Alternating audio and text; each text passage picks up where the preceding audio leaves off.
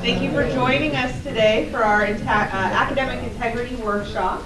I'm now going to introduce the chair of the SUNY Astani Department of Civil and Environmental Engineering, Jean-Pierre Bardet.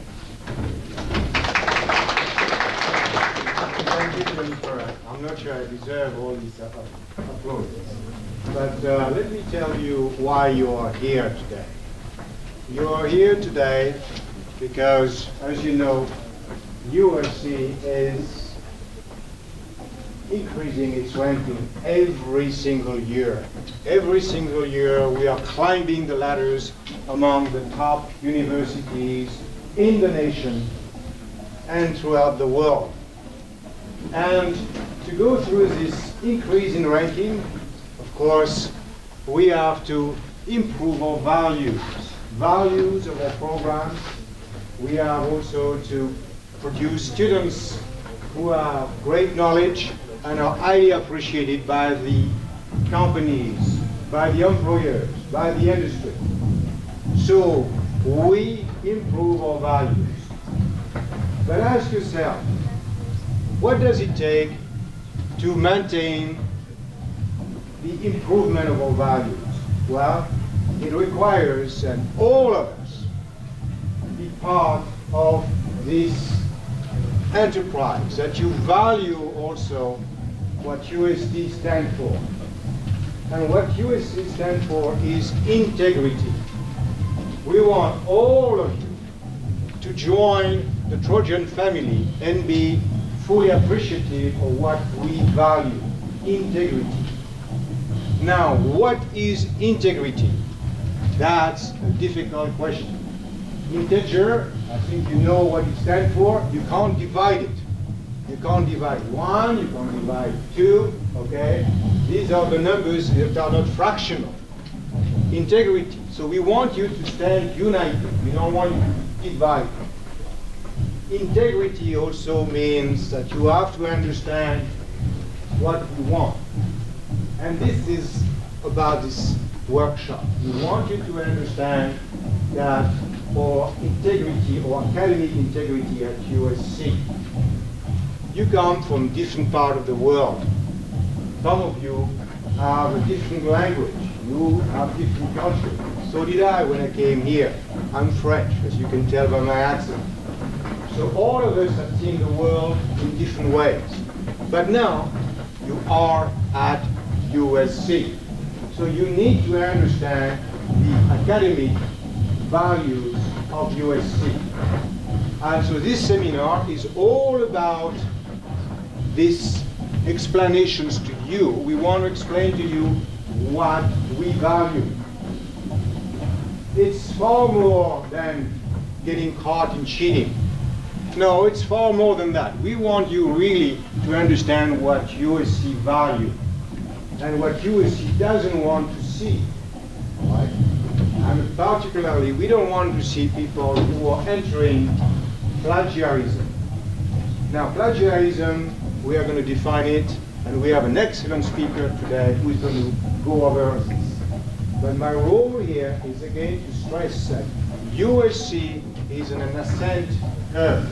We are among the top institutions, and we don't want our values, which took us there, to fall, to break down because we have a few cases which may be highly publicized, which would take us down. So we want all of you to be aware of our values, okay? So this is why you're here, and this is why we have called an excellent speaker, Steve Bucher. Steve is the director of the engineering writing program at USC from the Viterbi School of Engineering. Steve has been given these lectures for many years. We have worked with Steve, and this year for the first time I think we are going to have this videotape on YouTube. So whatever we're going to say, we're going to try to say it so we are not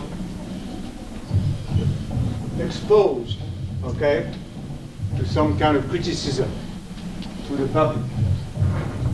So, but before I conclude, I think I need to tell you jokes to relax a bit the atmosphere, right? And I heard the jokes from Steve. You see, Steve is full of jokes. something I want you to know.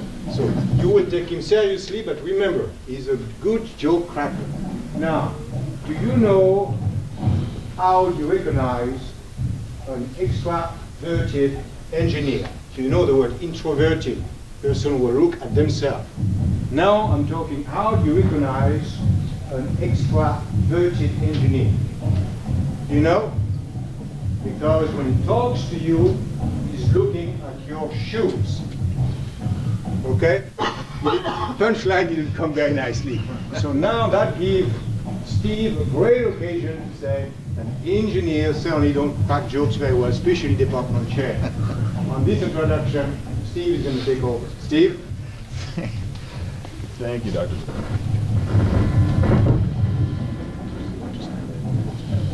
Okay, I think I prepared a treat. You can continue with the joke.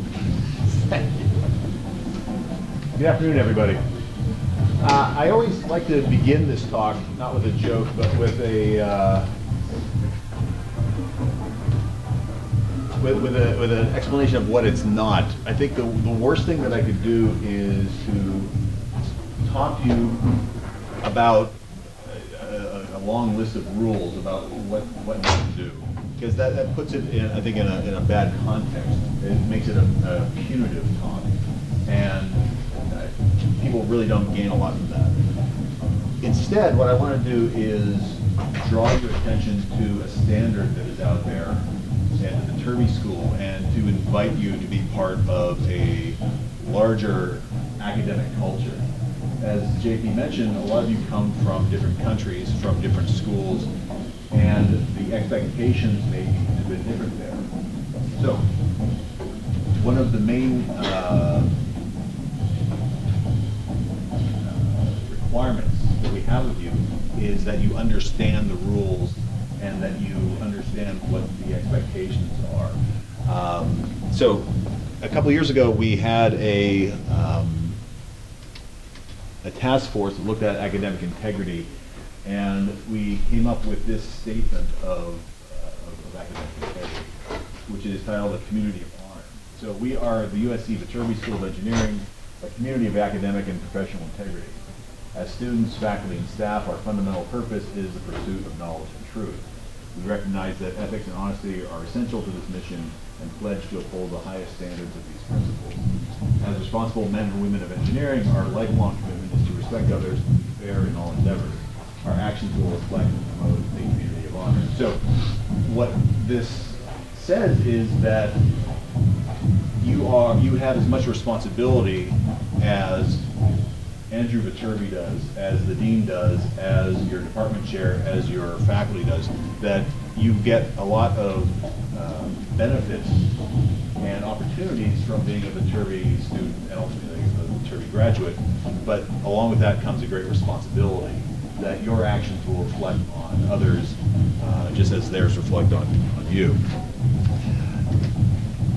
The expectations of graduate students is these are explicitly addressed in a document called Sanctions, which you probably are well aware of, which is a compendium of all the student rules, regulations, policies.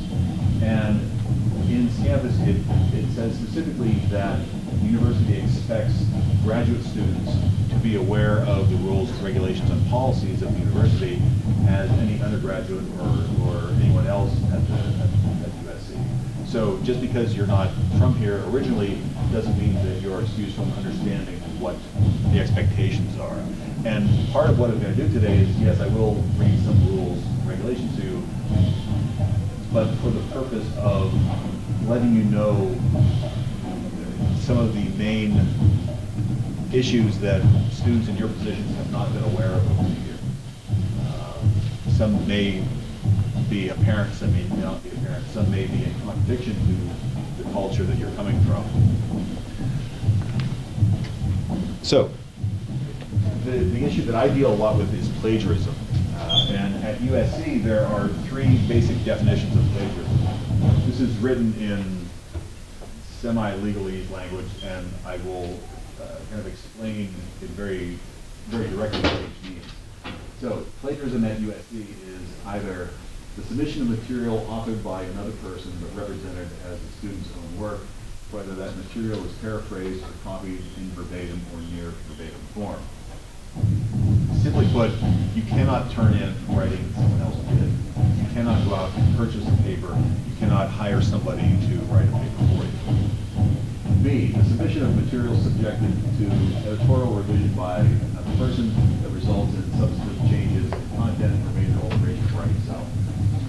This means that while we encourage you to get help with your writing, and later on I'll give you some contact information for our writing center, which can help you with your writing projects, you cannot rely on that person's help to the extent where reasonably they could be seen as being a co-author of your paper. This is a fairly fine line and sometimes difficult to define, but you can get help, but not too much help. So if that person's input means that they should be listed as a co-author and they're not listed as a co-author, then that is plagiarism. C, and this is the one I think that is most challenging, improper acknowledgement of sources in essays or papers.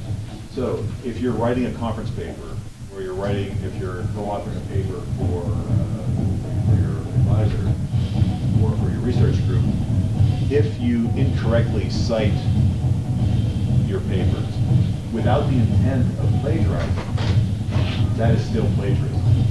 That doing it improperly is just as bad as doing it purposely. So you have to be sure that you know exactly how to cite things. By the, yes, question. I actually didn't get the last one. What do you mean by improper acknowledgement? Okay, so the question was, what is meant by improper acknowledgement?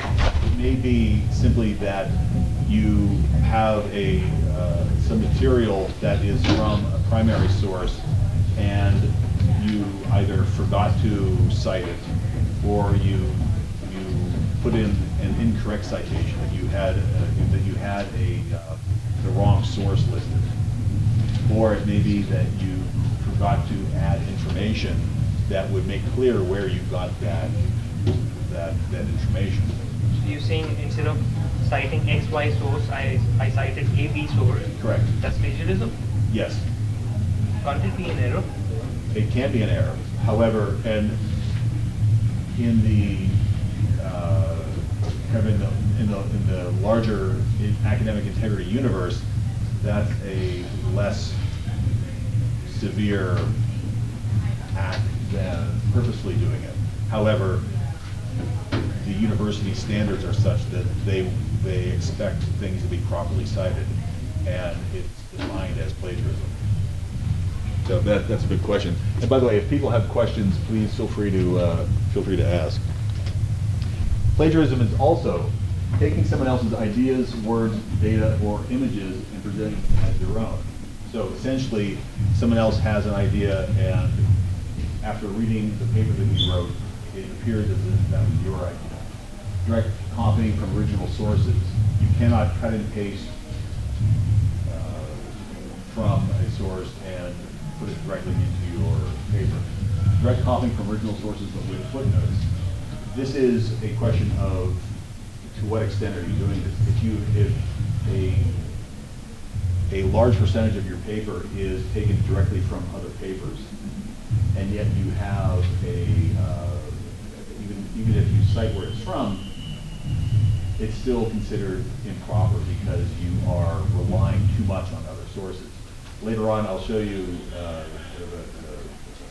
example of how you synthesize people's other sources and how you create a singular vision for it.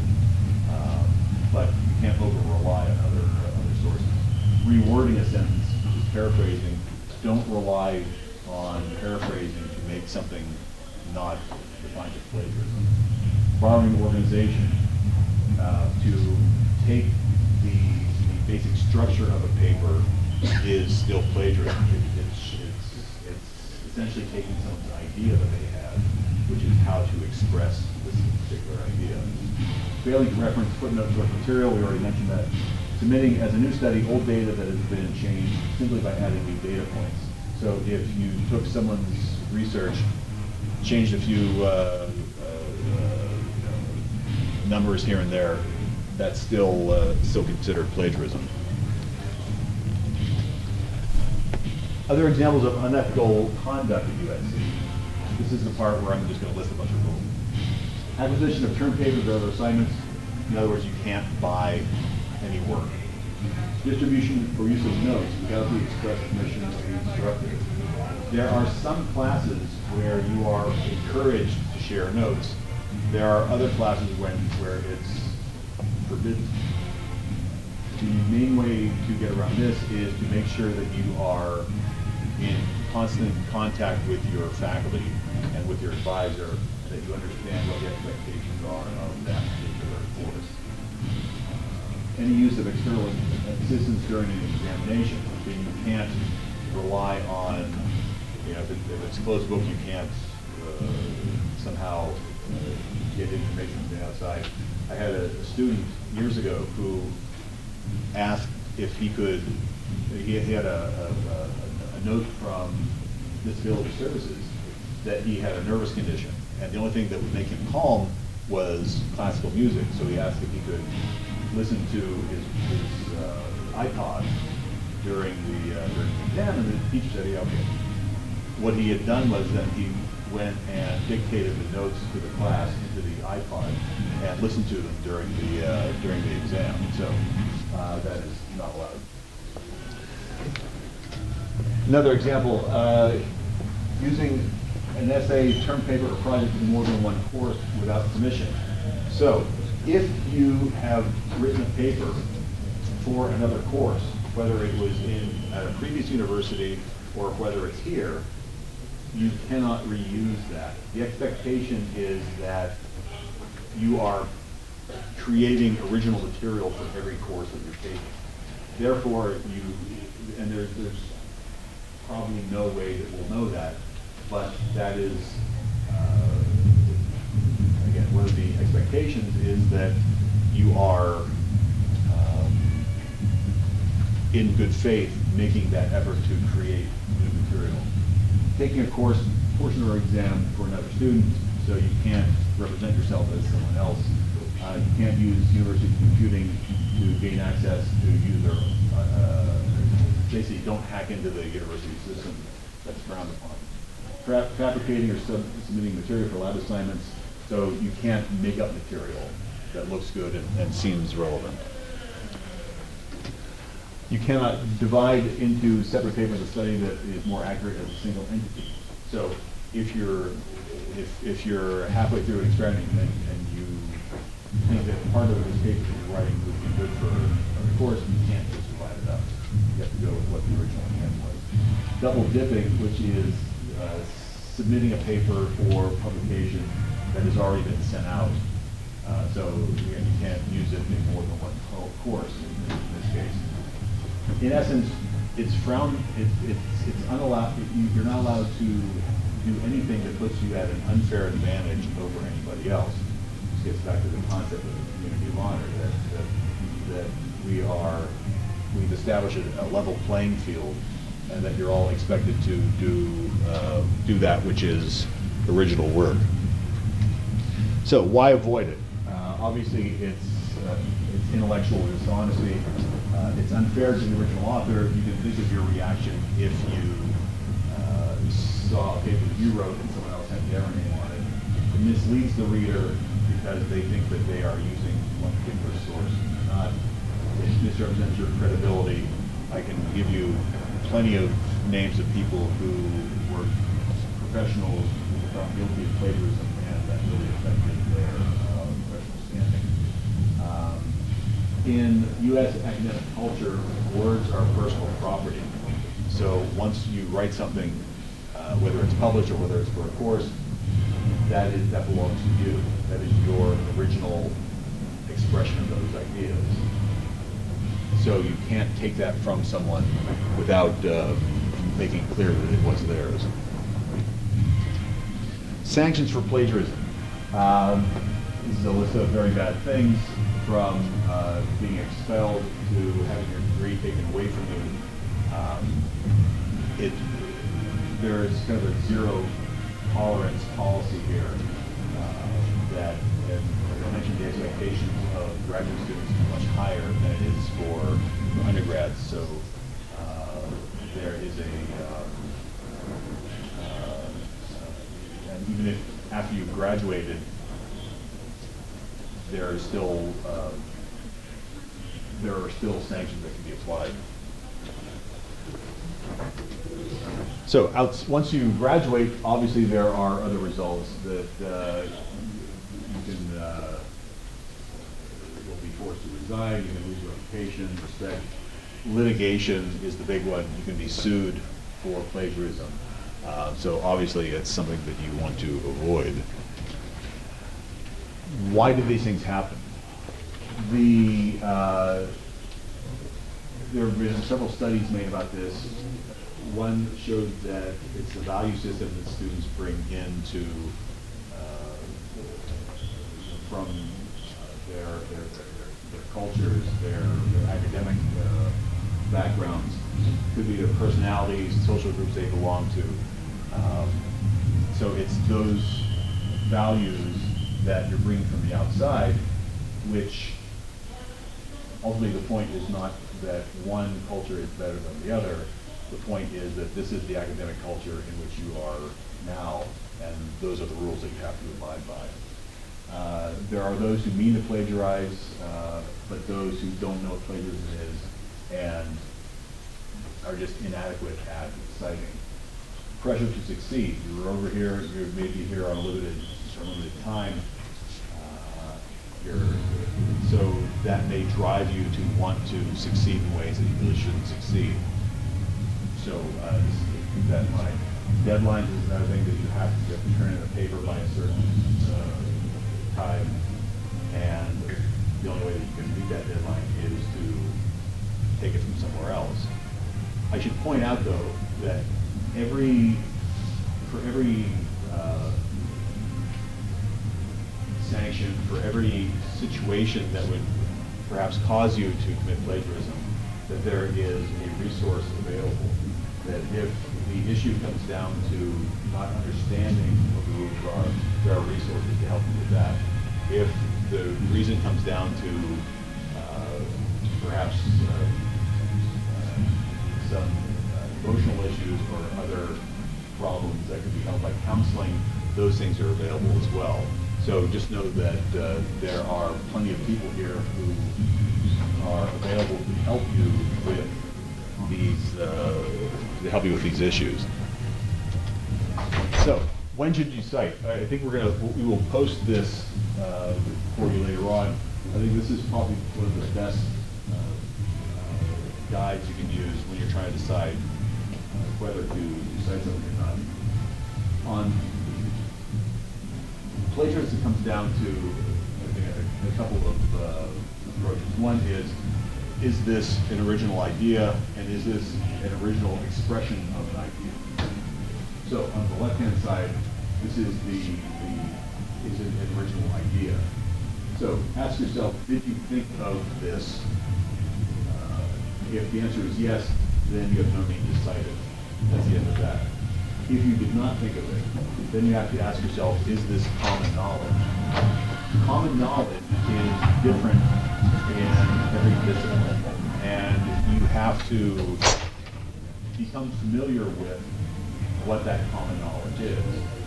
So, for example, there's a terrorist attack on September 11th, 2001. That's common knowledge. You don't have to cite where that information from. If it is common knowledge, you don't have to cite it. If it's not common, then you have to provide the source. There's also the issue of whether it's an original expression of an idea. So is it someone else's words? If the answer is yes, then you have to quote it and cite it. If it's not someone else's words, then you have to ask, that goes back to the one on the left, is it someone else's idea? If it's yes, cite it. If it's not, then you don't have to cite it. Here's an example of a civil engineering paper from the Journal of Infrastructure Systems. And this gives you an idea of how the ideas are synthesized into a singular vision. So, critical industry can be thoroughly upset by the breakdown of the network components that only indirectly related. So, that is not the original idea of this author, and so he cited it.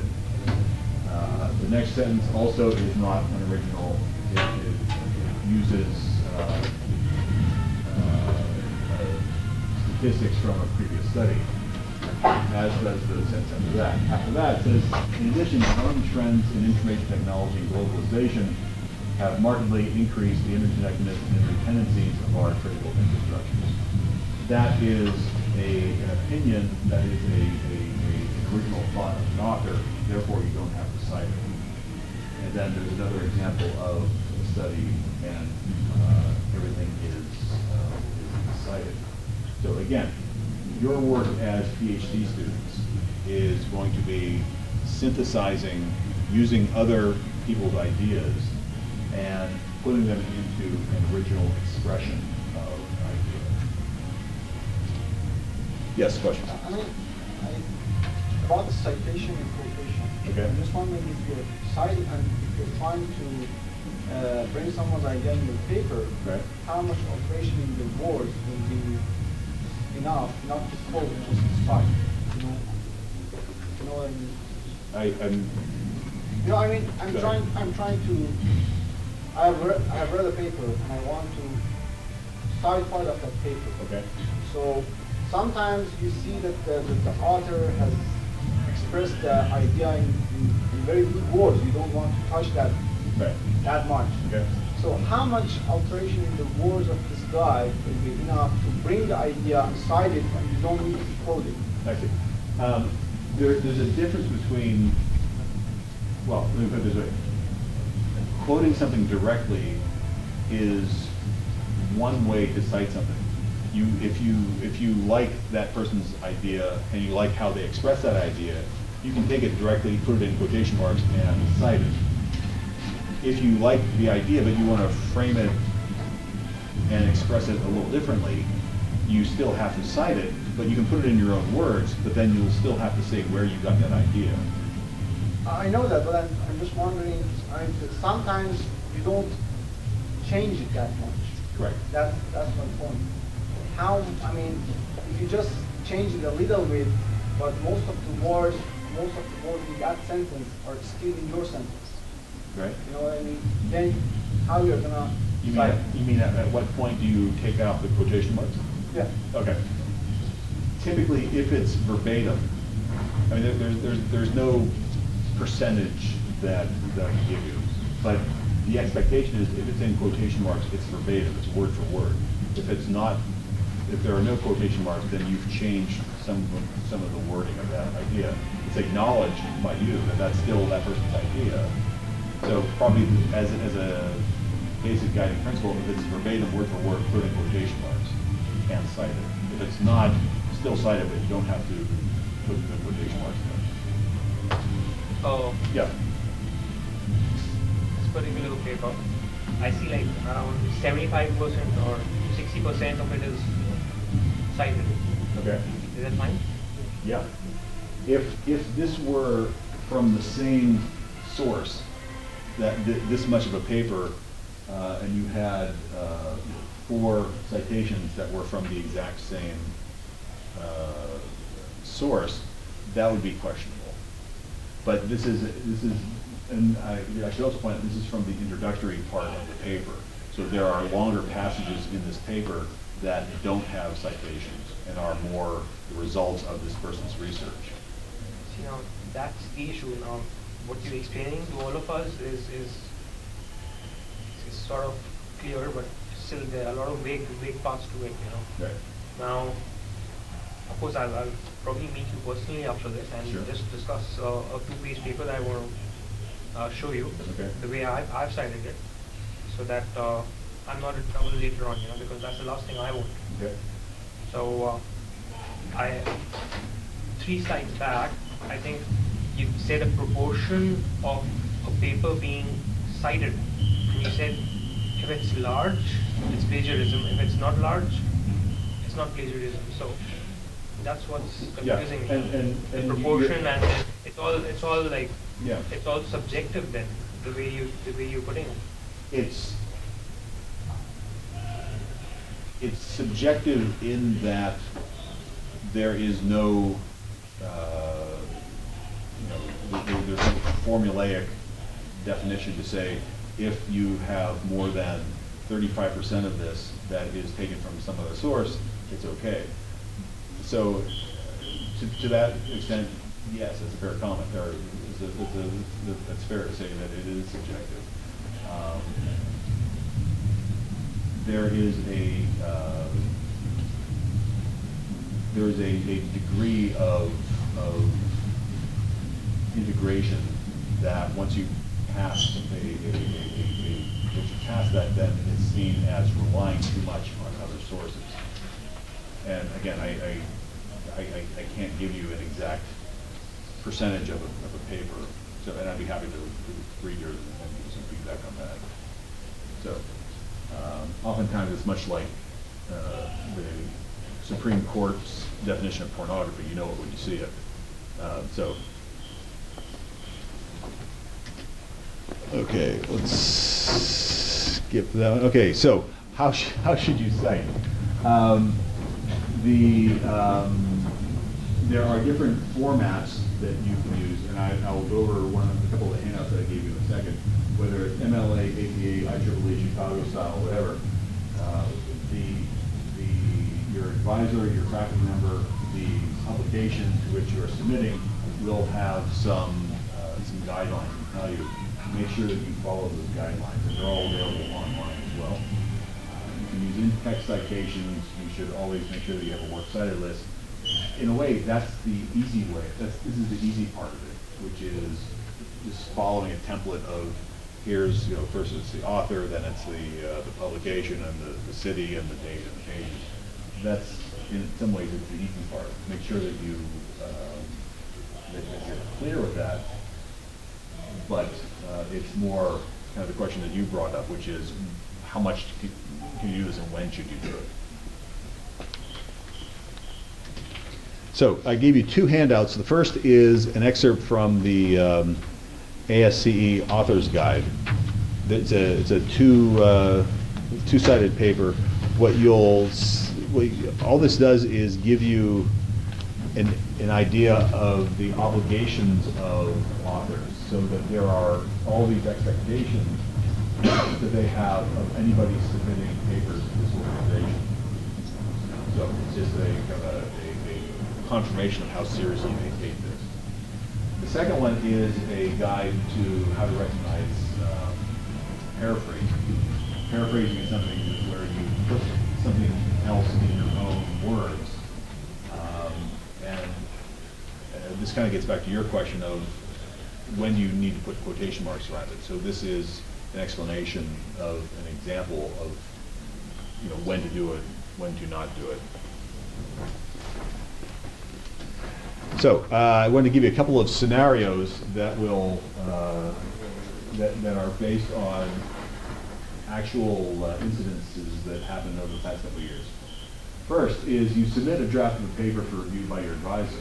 Since it's only a draft, you would include sections and readings without attributing the sources. So you've written the first draft of the paper, and you've cut and pasted some sections because you just want to show how this is going to look. Is that plagiarism? It's not submitted for a grade. The answer is yes, it is plagiarism, because according to the one of the rules in the USC standards page, submitting a draft is just as important as submitting an actual paper. So always make sure that you cite, regardless of whether it's a draft or whether it's a finished paper. Second, you are working on a group of 5 students and have been assigned a collaboratively written paper. Two group members submit sections that include paragraphs cut and pasted from the internet with no attribution. Who is guilty of plagiarism in this case? Everybody, correct. So because you are turning this in as a singular voice, it may be that you had no idea that these two people were in your group were plagiarizing. But the expectation is that everybody is aware of everything that's being written. So make sure that you are aware, because you are responsible for everything that's in there.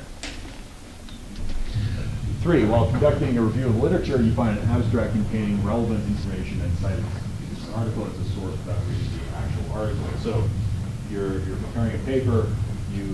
There are some websites and some publications that have nothing but abstracts. You find something and you want to some information on one of those abstracts, and you include it in your paper and cite the paper. Is this valid? No, it's not. You have to go back to the original source. You have to read the entire article, because there are publications that only publish the abstracts that may be outdated. It may have been updated. So make sure that you go back to the original source article. Yep. I actually didn't get that. Sorry. Okay. So essentially what this is saying is that you cannot, if the only thing you've read of an article is the abstract, you shouldn't cite that article as a source. You have to read the entire article. I mean, why is that important? Citing is, either we cite it or we don't cite it, correct? Correct. Now, if you've taken it, if you want to take it from some source, right, you know, we have to cite it. That's right, what you said initially. right. Now you're saying that unless you've read the whole paper, you cannot cite it. I'm saying that it is bad academic practice. You're not breaking a rule per se. It's bad academic practice to have only read the abstract and to use that as a source in a paper. So if you read if you have article X and you've read all you've read is the abstract, you shouldn't, and you take information from the abstract, you shouldn't quote article X as a source. You should read the article before you use that current.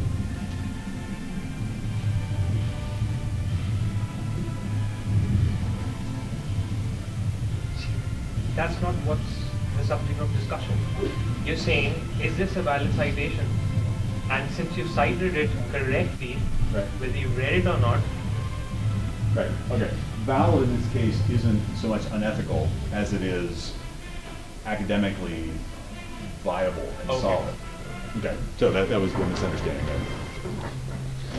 Okay, so to avoid plagiarism, just some suggestions. First of all is manage your time. Make sure that you are not doing things at the last minute. Again, there are resources at USC to help you with this. Make sure you discuss ideas with your advisor. Your advisor is key to avoiding most problems that you're going to have as a PhD student here. Know all the policies. Again, these are posted. It takes a while to get through them. If you're not sure of something that you're about to do, make sure that you ask. When researching, record and document the relevant information accurately and completely. Cite as you go. Make sure that you remember where you've got something. Place all words, bars and sources, inside quotation marks. Again, that's part of the process of making sure that you have everything, that it just doesn't kind of seep into your subconscious. Document any facts that are disputed that were not common knowledge. Document all opinions, conclusions, charges taken from your sources. So again, visuals are also copyrightable, so make sure that you attribute them. If you're not sure, be sure to cite it. That's the kind of the bottom line. The resources that I mentioned, first and foremost is your advisor, the staff and faculty. Jennifer is a very good resource. Campus has all the policies and also the resources, both academic and counseling-wise. Style guides will give you a lot of information about how to cite. A review of existing literature in your field will give you an idea of what the expectations are. We have a writing center. You can go to this website and make an appointment and have someone review your paper, not as an editor, but to guide you in whether you're doing something correctly. The university has a writing center as well, and we also have a course, ENGR 502X, that is a writing course for PhD students, and that will give you some extra help in this. So, please use me as a resource as well. I'm happy to talk with you and to review something for you and let you know if you're doing something correctly. There are other faculty in my program that will be happy to help as well. So make sure that you take advantage of what is available. Any questions on any of this? Good. All right. Thank you very much. Good luck with everything.